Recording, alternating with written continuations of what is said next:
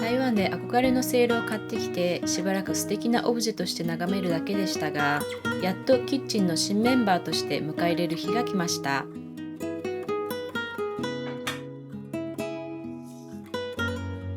無水鍋の大きなサイズがちょうどぴったり。新品のせいろ、まずは何も入れずに空蒸しします。清めの儀式のようですね。あちらこちらから湯気が立ってくると中身は空なのになんだかワクワクしてしまいます。今日このせいろに作ってもらうのは野菜まん。初めて作るけどうまくいくかな。こちらも台湾で買ってきた乾燥きのこ。きくらげかと思ったけれどとても肉厚で立派。野菜まんのあんにしていきます。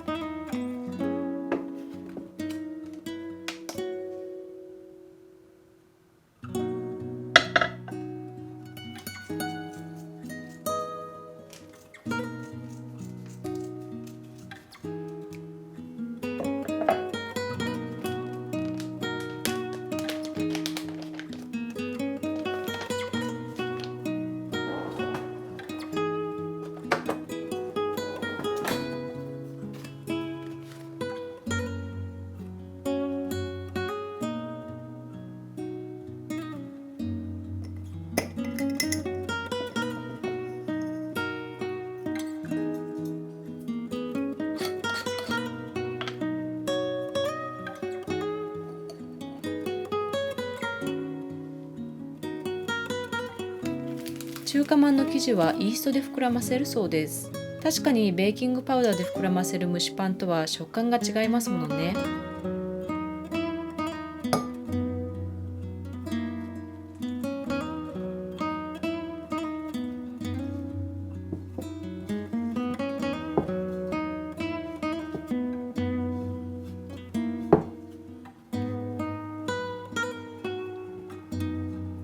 パンの発酵はいつも緊張してしまうのは私だけでしょうか。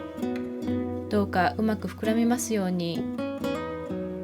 台湾で食べたたけのこの野菜まんが忘れられなくて、たけのこ、そういえばたけのこの細切りってどう切ったらいいのかな。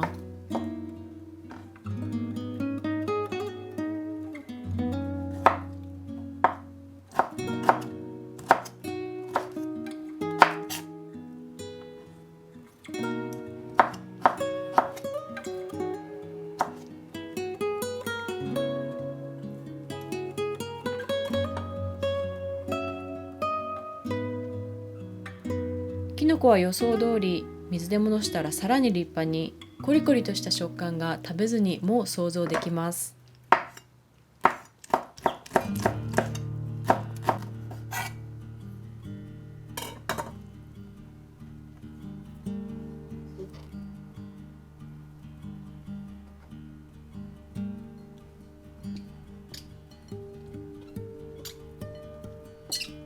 たけのこときのこを合わせてもやしも。味付けはこちらも台湾から、ごまと生姜のペースト。炒め物にはもちろんサラダ、スープと本当に万能でどんどん使っています。そして塩麹。 TBL の動画を見て塩麹作りに挑戦しましたとおっしゃってくれる方が本当に多くてとても嬉しいです。塩麹なしではもはや TBL のクッキングとは言えないですね。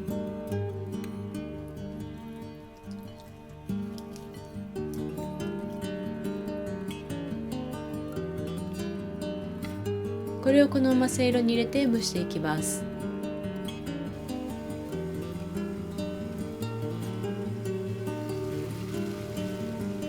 湯気が熱い熱い。せいろに入れる器用のトングがあるのがうなずけますね。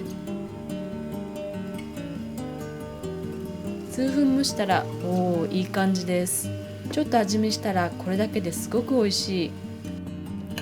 ここにさらに自家製のザワークラウトを入れます。台湾の野菜まん屋さんで白菜の漬物まんというのを見てずっとすごく気になっていたので、その味を想像で再現してみます。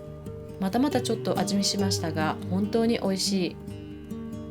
たくさんできたので残りは明日春巻きにしてみようと思います。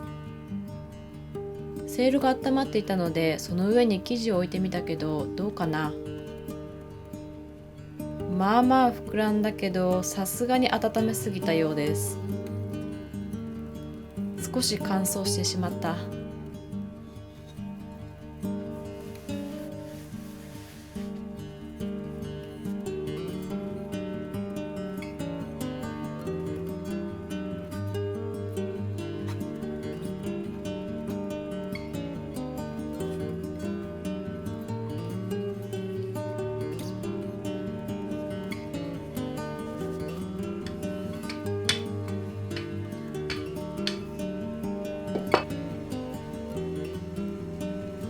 想像してたより小さい。そしてひだがきれいに作れない。練習が必要です。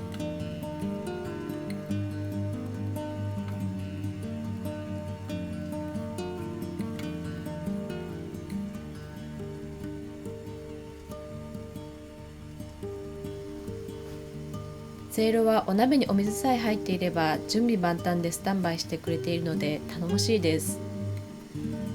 蒸すのもせいろに食材を入れて蓋をするだけ。シンプルイズベスト。10分後うまくいっていますように。ちょっと不細工で小さい。まあ初めてにしては上出来かな。